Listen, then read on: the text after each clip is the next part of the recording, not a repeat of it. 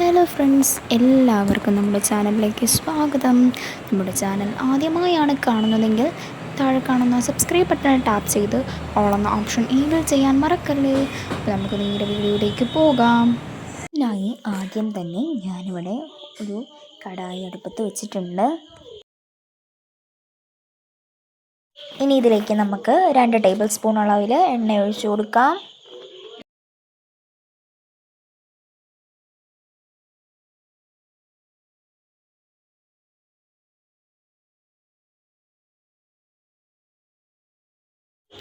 ഇനി ഇതിലേക്ക് നമുക്ക് ഒരു മാങ്ങയുടെ പകുതി കീറി ഇട്ട് കൊടുക്കാം. ഞാനിവിടെ കപ്പ മാങ്ങയാണ് എടുത്തിട്ടുള്ളത്. കുറച്ച് വലിയ പീസായതുകൊണ്ട് തന്നെ എനിക്ക് ഈ മാങ്ങയുടെ പകുതിയോളം മതിയായിരുന്നു. ചെറിയ മാങ്ങയാണെന്നുണ്ടെങ്കിൽ നിങ്ങൾക്ക് മുഴുവനായിട്ടും എടുക്കാവുന്നതാണ്. അങ്ങനെ ഞാനിവിടെ 3 കഷ്ണമാണ് മാങ്ങ വെച്ച് കൊടുത്തിട്ടുള്ളത്. ഇനി ഇതിലേക്ക് 2 തക്കാളി കൂടെ വെച്ച് കൊടുക്കാം. ഇനി ഇത് നമുക്ക് ചെറുതായിട്ടൊന്ന് എണ്ണയിലിട്ടിട്ട് ഒന്ന് റോസ്റ്റ് ചെയ്തെടുക്കാം. ഒരു സൈഡൊന്ന് ഫ്രൈ ആയി വരുമ്പോഴത്തേന് നമുക്ക് അടുത്ത സൈഡൊന്ന് തിരിച്ചിട്ട് കൊടുക്കാം. ഇതിൻ്റെ തൊലിയൊക്കെ വളരെ എളുപ്പത്തിലൊന്ന് കളഞ്ഞെടുക്കാൻ വേണ്ടിയിട്ടാണ് ഇങ്ങനെ ചെയ്യുന്നത്.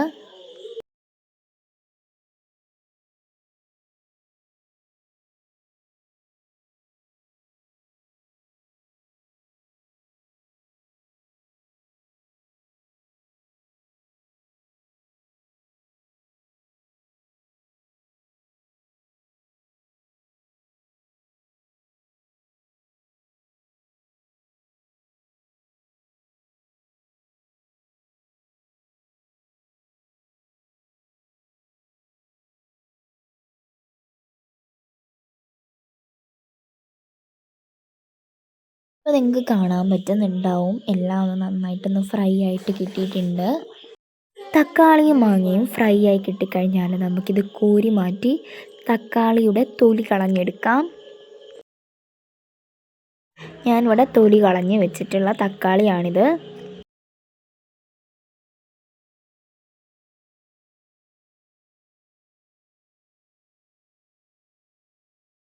ഇനി ഇതിലേക്ക് ഒരു മീഡിയം സൈസ് സവാള ചെറുതായിട്ട് കട്ട് ചെയ്തത് നമുക്ക് ചേർത്ത് കൊടുക്കാം.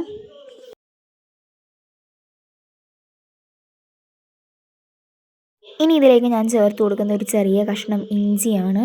അപ്പോൾ അതുകൂടെ ഒന്ന് ചേർത്ത് കൊടുക്കാം.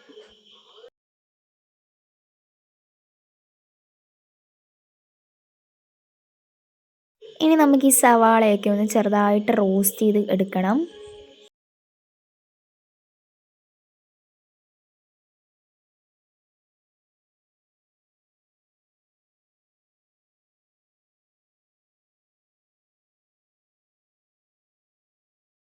അപ്പോൾ സവോള ചെറുതായിട്ടൊന്ന് നിറം മാറാതെ തുടങ്ങുമ്പോഴത്തേനും നമുക്ക് തക്കാളി ഇതിൽ കോരി മാറ്റാം.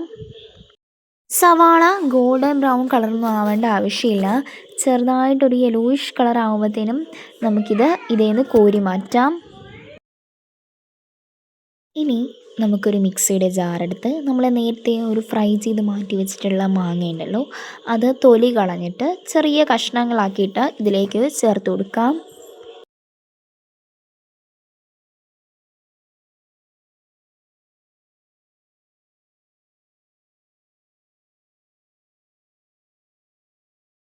ഇതിലേക്ക് നമുക്ക് തക്കാളി കൂടെ ചേർത്ത് കൊടുക്കാം.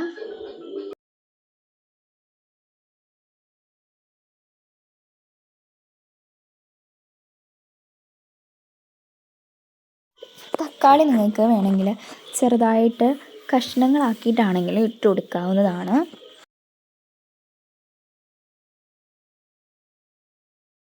ഇനി ഇതിനോടൊപ്പം നമുക്ക് നേരത്തെ വഴറ്റി വെച്ചിട്ടുള്ള സവാള കൂടി ചേർത്ത് കൊടുക്കാം.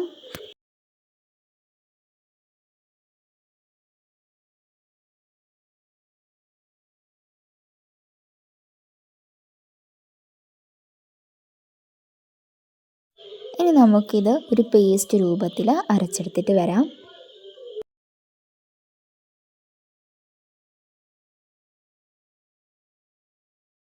അപ്പോൾ ഞാൻ ഈ ഒരു കൂട്ട് ഇവിടെ ഒരു പേസ്റ്റ് പരുവത്തിൽ അരച്ചെടുത്തിട്ടുണ്ട്. ഇനി ഇതിലേക്ക് നമുക്ക് 1 ടേബിൾ സ്പൂൺ അളവിൽ കശ്മീരി മുളക് പൊടി ചേർത്ത് കൊടുക്കാം.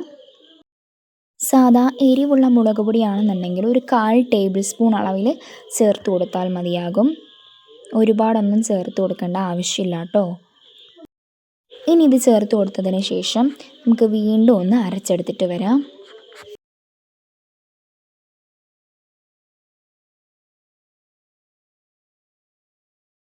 ഇനി ഒരു കടായി അടുപ്പത്ത് വെച്ച് അതിലേക്ക് 4 ടേബിൾ സ്പൂൺ അളവിൽ എണ്ണ ഒഴിച്ചു കൊടുക്കാം.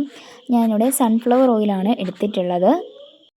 ഇനി ഇതിലേക്ക് 1 ടീസ്പൂൺ അളവിൽ കടുക് കൂടെ ചേർത്ത് ഒന്ന് പൊട്ടിച്ചെടുക്കാം. കടുക് നന്നായി പൊട്ടി വരുമ്പോൾ ഇതിലേക്ക് നമുക്ക് കൊച്ചുള്ളി ചേർത്ത് കൊടുക്കേണ്ടതുണ്ട്. ഞാനിവിടെ 8 കൊച്ചുള്ളി ആണ് എടുത്തിട്ടുള്ളത്. ഇനി ഇതിലേക്ക് വെളുത്തുള്ളി 4 അല്ലി ചേർത്ത് കൊടുക്കാം. ഇനി ഇതിലേക്ക് ഞാൻ ചേർത്ത് കൊടുക്കുന്നത് 2 തണ്ട് കറിവേപ്പിലയാണ്. അപ്പോൾ ഇതെല്ലാം കൂടി എണ്ണയിലിട്ട് നന്നായിട്ടൊന്ന് മൂപ്പിച്ചെടുക്കാം. ഇതെല്ലാം കൂടി ഒന്ന് മൂത്ത് വന്നു കഴിഞ്ഞാൽ നമുക്ക് ഇതിലേക്ക് നമ്മൾ നേരത്തെ അരച്ചു മാറ്റി വെച്ചിട്ടുള്ള ആ പേസ്റ്റ് ചേർത്ത് കൊടുക്കാം.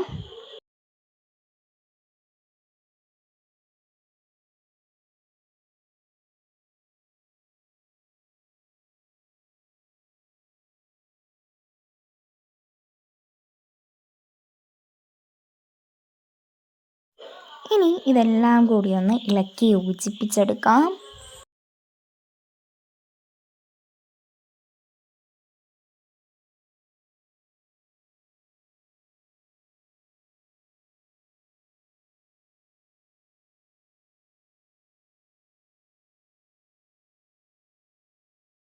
ഇനി ഇതിലേക്ക് പാകത്തിനുള്ള ഉപ്പ് ചേർത്ത് കൊടുക്കാം.